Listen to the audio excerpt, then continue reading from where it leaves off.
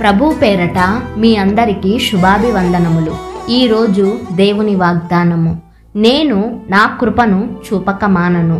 మొదటి దినవృత్తాంతములు 17వ అధ్యాయము 13వ వచనము.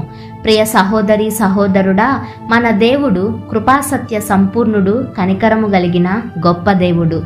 ఆనాడు ఇజ్రాయేలీయులను వాగ్దాన దేశానికి తీసుకువెళ్లే మార్గంలో ఇజ్రాయేలీయులు ఎడారిలో ఉండి వారికి ఎటు వెళ్లాలో తెలియక దేవునికి ప్రార్థించినప్పుడు దేవుడు వారిని పగలు మేఘస్తంభమై రాత్రి అగ్నిస్తంభమై వారికి తోడుగా ఉండి వారి పట్ల కృప చూపించి వాగ్దాన దేశానికి నడిపించిన గొప్ప దేవుడు.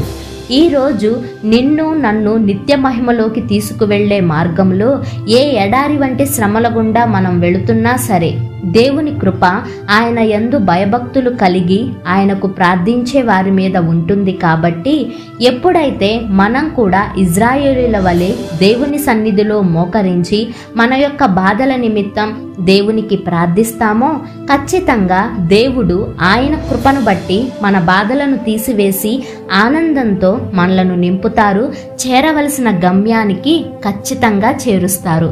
కనుక మన పట్ల కృప చూపడం మానని దేవునికి విశ్వాసంతో ప్రార్థిద్దాము. ప్రార్థన. పరిశుద్ధుడా, ప్రేమ కలిగిన తండ్రి, మీ ఘనమైన శ్రేష్టమైన నామాన్ని బట్టి వందనాలు, స్తుతులు, స్తోత్రములు దేవా.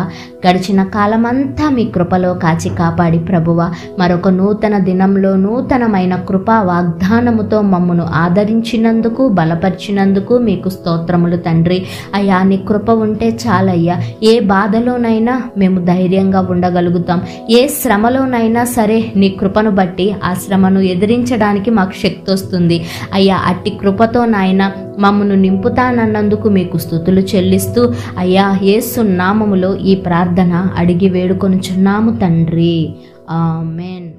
మీకేమైనా ప్రార్థన అవసరతలు ఉన్నట్లయితే దయచేసి కామెంట్ చేయండి. తప్పక ప్రతి ప్రార్థన అవసరత గురించి అనుదినము ప్రార్థిస్తాము. ఈ రోజంతటిలో దేవుని యొక్క కృపాక్షేమములే మీ ముందు వెనుక మీకు తోడుగా ఉండి మిమ్మును నడిపించును గాక.